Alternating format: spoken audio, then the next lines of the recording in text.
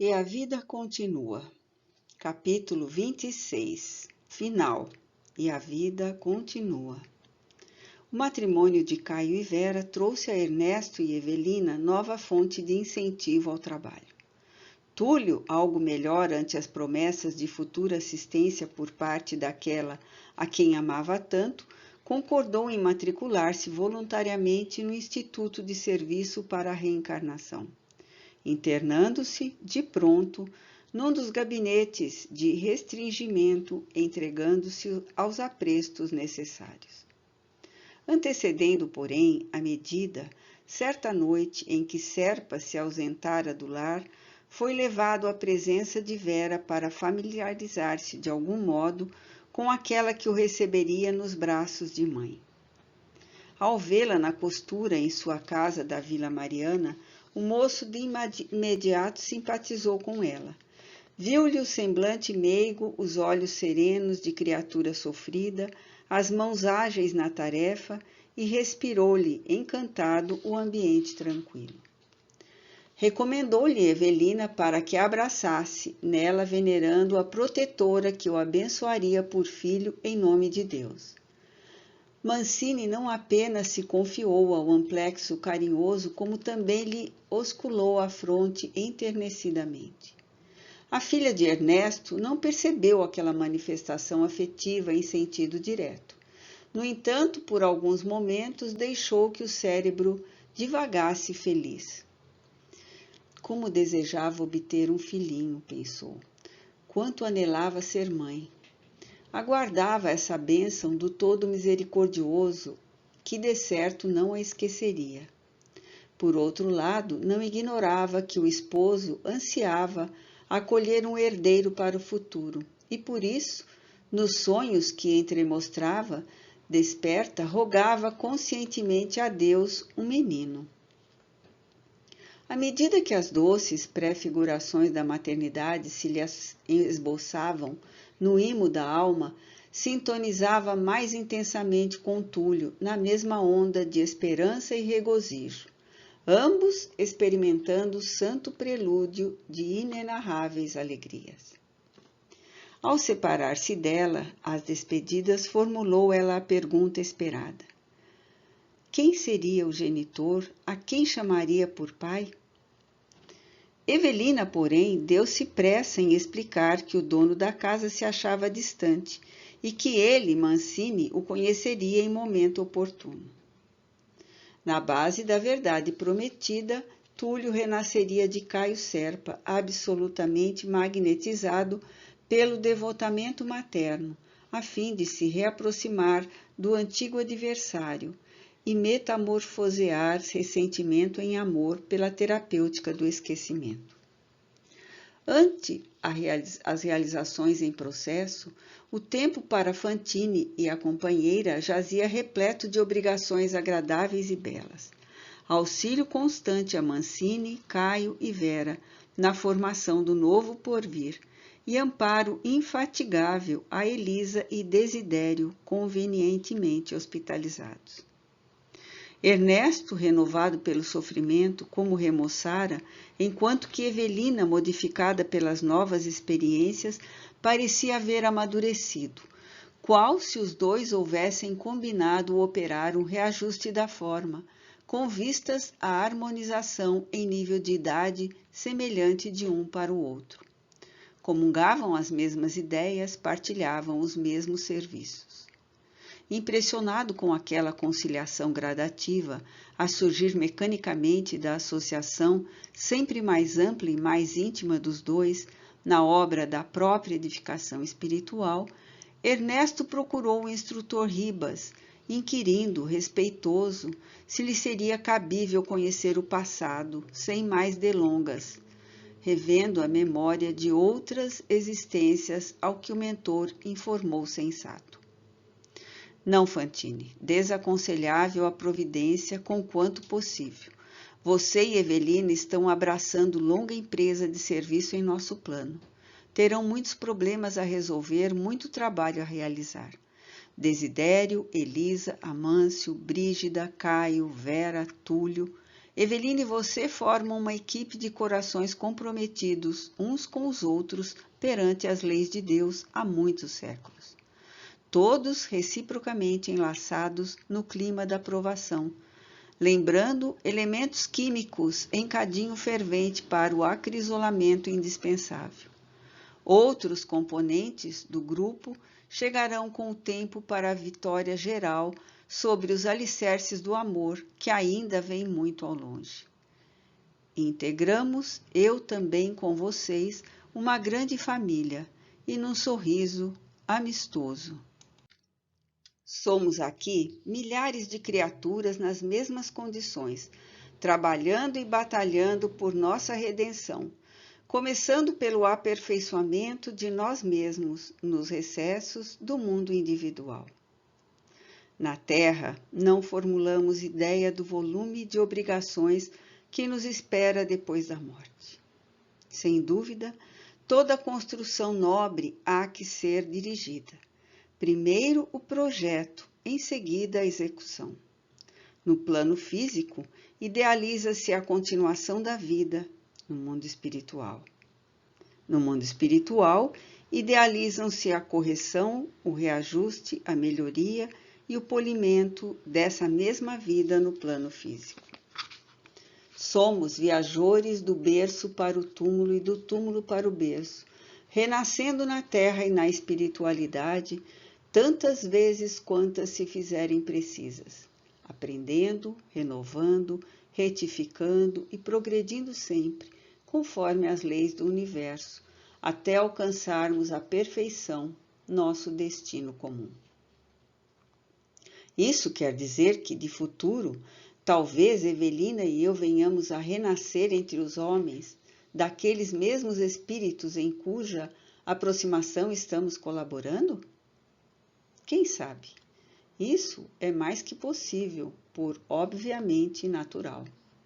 O orientador não havia articulado o esclarecimento de todo quando Ernesto aventou, tímido, qual jovem que estivesse abrindo o coração diante da autoridade paternal.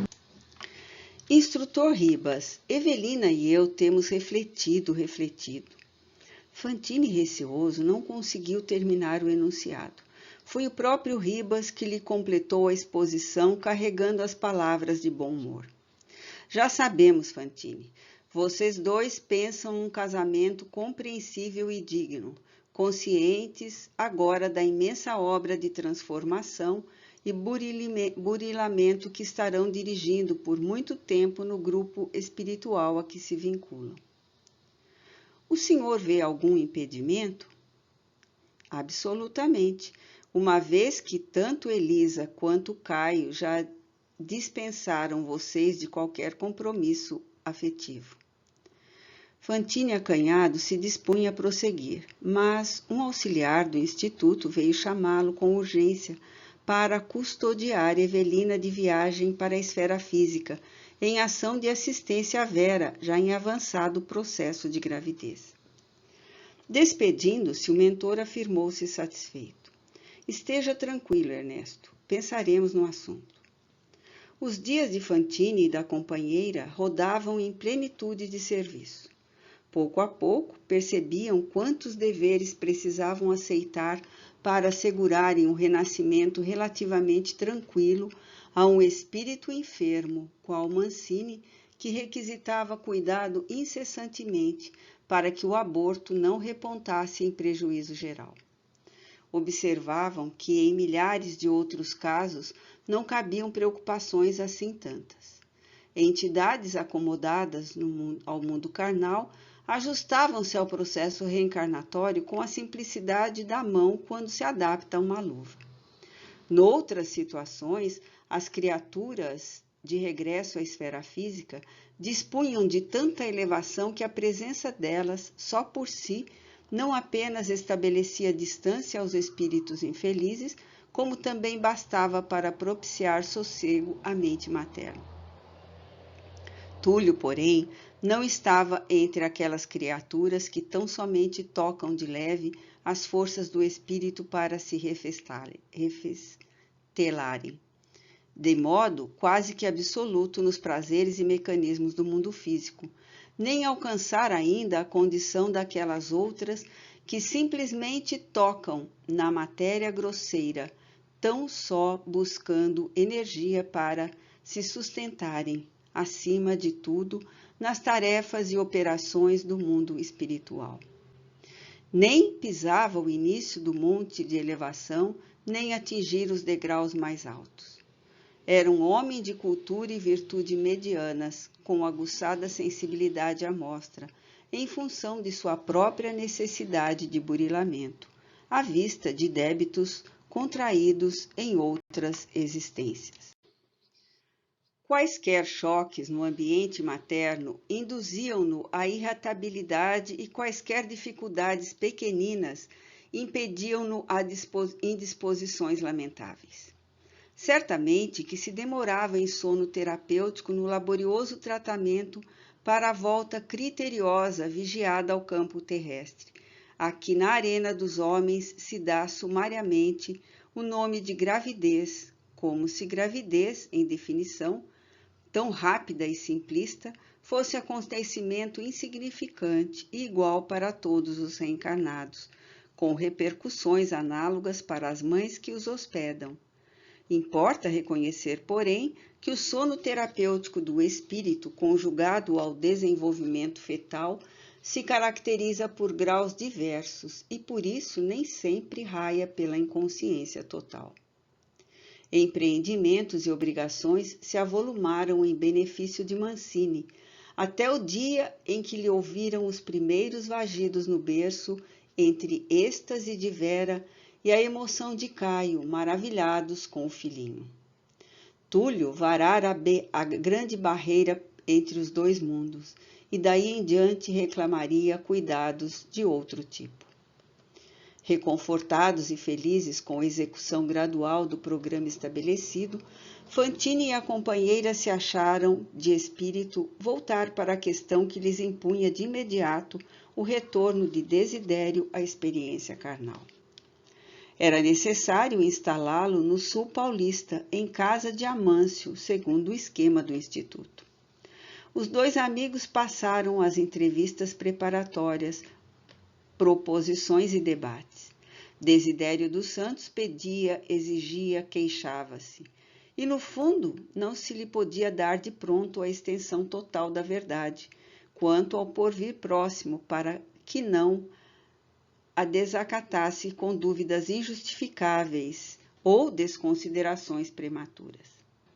Cabia-lhe saber que era forçoso retomar ao corpo terrestre e prometia-se-lhe a ida de Elisa, algum tempo depois dele, a fim de que se reencontrassem no domicílio dos homens, mas no roteiro traçado se lhe proibia a antecipação de informes acerca do refúgio doméstico em que lhe se outorgaria a nova oportunidade.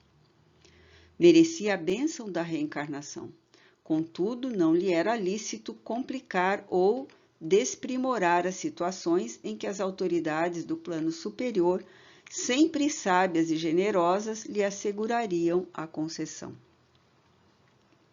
Competia-lhe, sobretudo, defrontar-se com Amâncio e Brígida, tanto quanto os dois, já amadurecidos nas lides humanas, deveriam arrostá-lo em casa, para adquirirem a luz do amor recíproco em regime de esquecimento do passado, de maneira a consolidarem os méritos que já possuíam perante a lei. Desidério, no entanto, não era fácil de contentar. Interpunha recursos e alegava direitos nas questiúnculas intercorrentes que a filha, assessorada por Ernesto, se esmerava em aprovar, tanto quanto possível, angariando-lhe apreço, aceitação, cobertura e carinho. Quando o tempo marcou precisamente 1 ano sobre a desencarnação da viúva Fantini, e quando Túlio Mancini, em novo renascimento, orçava aproximadamente 2 meses de idade, Desidério deu por terminadas as exigências para o regresso pacífico ao mundo carnal, com exceção de uma só. Queria rever Elisa e conversar com ela inteiramente a sós, de modo a entristecerem projetos para o futuro.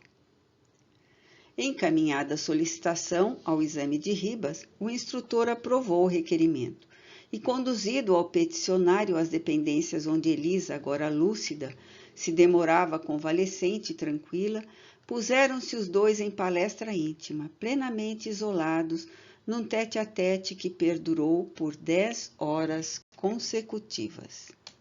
Nada transpirou do que ambos confidenciaram entre si naquele primeiro e último encontro no mundo espiritual antes da reencarnação. No entanto, algo ocorreu de inesquecível. Desidério voltou às instalações que lhe eram próprias, tocado de novo brilho no olhar. Desapareceram nele os ressentimentos e as interrogações. Mostrou-se desde então paciente e respeitador. Concomitantemente, a ex-senhora Fantini rogou o amparo de Evelina para internar-se em algum educandário, a fim de estudar os problemas da alma e reeducar-se, quanto lhe fosse possível antes de retornar ao envoltório terrestre. Informada de que partiria para a existência vindoura daí a 3 anos para reencontrar Desidério no mundo, sob a proteção dos benfeitores que ali os acolhiam, ansiava aprender, preparar-se e melhorar-se, ciente qual se achava de que todos os valores conquistados na espiritualidade maior se transformam em mais dilatados recursos de apoio e colaboração para aqueles que os evidenciem, seja onde seja. Evelina anuiu satisfeita. Nos 3 anos que lhe antecederiam o retorno ao próprio lar terreno, na condição de filha do casal Serpa, Elisa estaria internada em colégio adequado às suas necessidades, sob custódia e responsabilidade da filha de Desidério, cujos créditos e méritos aumentavam sempre no instituto, a que soubera dedicar-se e servir. Quem poderá medir a força colocada por Deus nos prodígios do amor? Recolhido Desidério aos gabinetes de restringimento para a reencarnação, concluíram as autoridades que não lhe seria proveitoso o conhecimento prévio do lar em que lhe cabia renascer, porquanto a condição de enjeitado haveria de compeli-lo a mergulho mais profundo no passado para a revisão de existências outras, em que fizera jus à prova em perspectiva, e não seria útil imergi-lo em avançados processos de memorização. Felizmente, após a entrevista com Elisa, patenteavam-se calmo, confiante, aceitando todas as promessas que se lhe formulavam. Por outro lado, Ribas e os companheiros categorizavam-lhe a volta ao convívio de Amâncio e Brígida, sem que os antigos associados de luta precisassem esperar por ele em futura reencarnação, por valioso ganho de tempo com o amparo da providência divina. Situava-se desse modo nos serviços de introdução ao renascimento no plano carnal, quando o instrutor Ribas convidou Fantini e a companheira para tomarem contato com a senhora humilde e simples que seria para Desidério a benemérita genitora.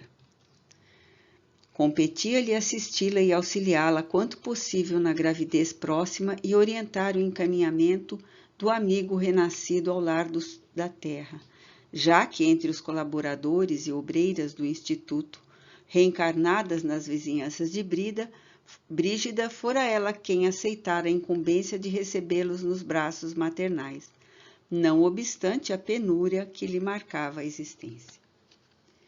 Evelina e Fantini apanharam informes rápidos acerca daquela a quem passariam tanto a dever. Tratava-se de mulher jovem, esposa de um lavrador, que a tuberculose devorava, a mãe e mãe de 4 filhinhos em constrangedoras necessidades. Ela mesma, Dona Mariana, como era conhecida, já se achava em condições orgânicas deficitárias, sentenciadas a contrair a moléstia, embora a tuberculose não assuma na atualidade entre os homens a periculosidade que se atribuía em outros tempos. Sucede, porém, que tanto o esposo quanto ela própria estavam encerrando o valioso ciclo de provas regeneradoras no mundo e não conseguiriam sustentar-se na frágil armadura de carne por muito tempo. Desidério ser-lhes-ia o rebento derradeiro antes da desencarnação, e aos 2 amigos espirituais erigidos ao encargo de guardiães caberia o santo dever de criar as circunstâncias pelas quais o recém-nato entrasse no lar do velho casal terra na posição de filho adotivo. Noite alta no plano físico. Mariana, em desdobramento espiritual, por intermédio do sono comum, penetrou a sala em que Ribas e os amigos esperavam. Escoltada carinhosamente por um mensageiro, a recém-chegada não poderia apresentar-se de maneira mais simples. Ao defrontar-se com os benfeitores, deteve-se perante Ribas com a lucidez que lhe era possível, e magnetizada talvez por aquele olhar brando e sábio, ajoelhou e pediu-lhe a bênção. O mentor, recalcando a emoção de que fora tangido, afagou-lhe a fronte, rogou a Jesus para que a protegesse e recomendou: Levante-se, Mariana, temos algo a conversar. Ao vê-la convenientemente sentada, o orientador apresentou-lhe Evelina e Ernesto, demorando-se todavia a salientar Evelina, a fim de que ela lhe guardasse mais vivamente a figura na tela da memória quando tornasse ao corpo denso. Esta é a irmã que velará por você na próxima gravidez. Por favor, Mariana, esforce para retê-la na lembrança. A interpelada fitou-a com simpatia e implorou: Anjo de Deus, compadecei-vos de mim. A filha de Brígida, emocionada, retificou de olhos úmidos: Mariana, não sou um anjo, sou apenas sua irmã. A jovem mãe, cujo corpo descansava no mundo de matéria grosseira, como que espiritualmente muito distante da formosa paisagem doméstica a que se acolhia, para deter-se tão só na alegria de ser útil, voltou-se para Ribas, com quem já tivera entendimentos anteriores, e notificou tomada de apreço filial. Meu pai, cumprirei a vontade de Deus, recebendo mais um filho, e aguardo a vossa proteção. Joaquim, meu esposo, está mais fraco, mais doente. Lavo e passo, trabalho quanto posso, mas ganho pouco. 4 filhos pequenos. Ignoro se já sabeis, mas nosso barraco não está resistindo às chuvas. Quando o vento atravessa as paredes rachadas, Joaquim piora, tosse muito. Não estou a queixar-me, meu pai, mas peço o vosso auxílio. Mariana, respondeu o mentor sensibilizado, não tema, Deus não nos abandona. Seus filhinhos serão sustentados e, muito em breve, você e Joaquim estarão numa casa grande. Confio em Deus e em vós. Não sabia a devotada criatura que o instrutor se reportava à próxima desencarnação do casal, quando, por merecimento genuíno, teriam os 2 cônjuges novo domicílio na vida maior. Mariana voltou, agora custodiada também por Evelina e Fantine, à rústica habitação que o vento castigava, e retomando o corpo, o coração bateu-lhe descompassado, ante o júbilo que se represava no peito, e acordou o marido. Joaquim, Joaquim! E quando ele, estremunhando, articulava monossílabos: Nosso sonho, acabei de encontrar o velho que já vi outras vezes. Ele disse que vamos ter mais um filho. Que mais? Disse que nós 2 vamos ter uma casa grande.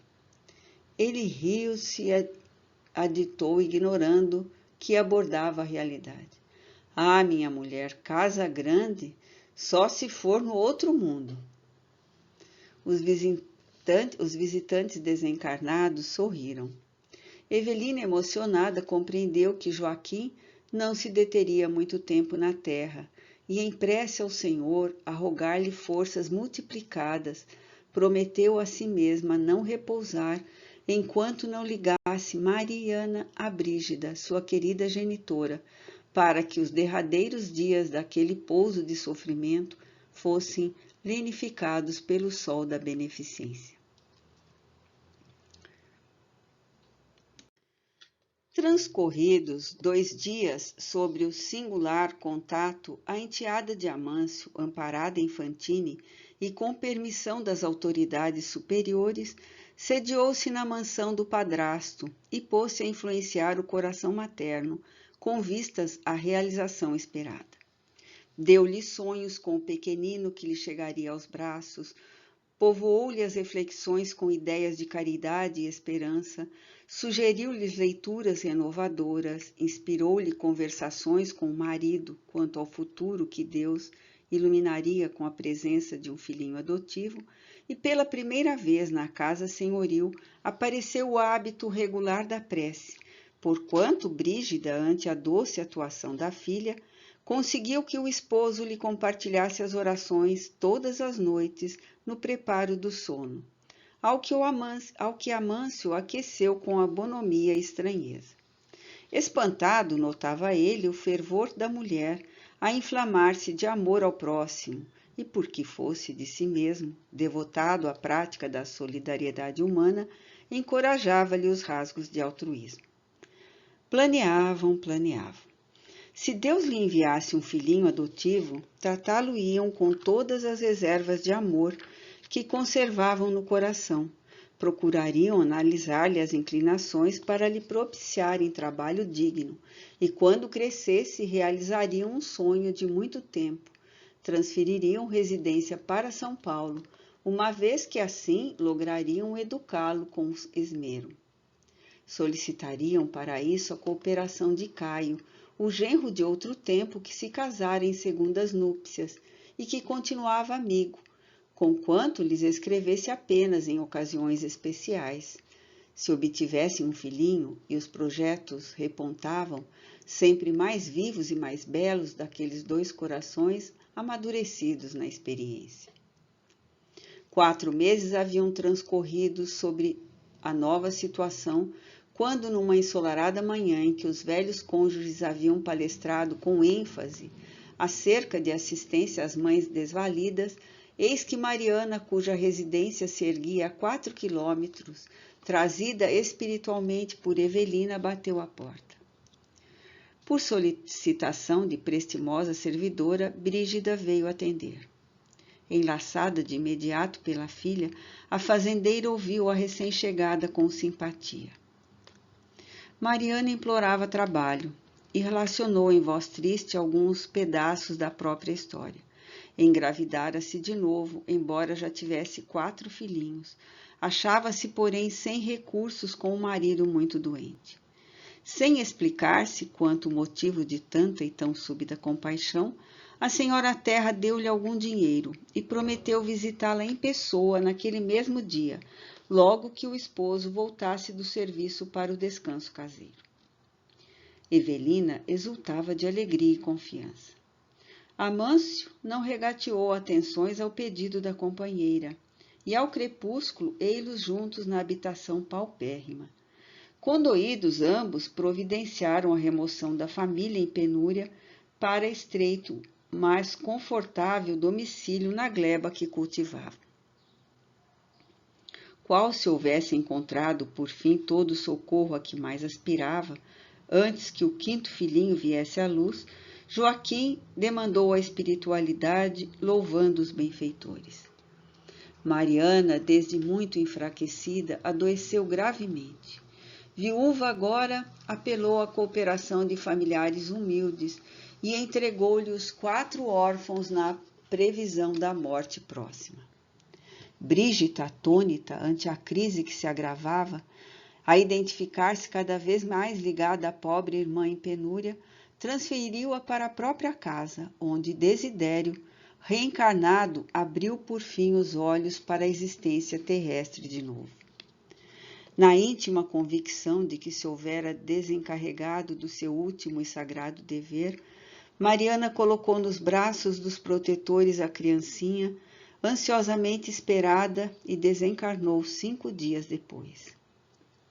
Benfeitores desencarnados acolheram a piedosa mãe, ao mesmo tempo que osculavam o pequenino. Misturavam-se ali na mansão cercada de flores o adeus e a chegada, a tristeza da morte e a alegria da vida. A fazendeira chorava e ria. Amâncio meditava, tocado de emoções e ideias renovadoras. Ernesto e Evelina, em preces de jubilosa gratidão perante a misericórdia da providência, notavam surpresos que tanto para Mariana no esquife, quanto para Desidério no berço, enviava a Deus a bênção de novo dia. À noite, pequena carruagem voadora em forma de estrela irisada depunha Fantine e a companheira na cidade que lhe servia de residência. Aí chegados, demandaram um instituto de proteção espiritual, em cujas dependências almas carinhosas e amigas atiravam-lhe flores.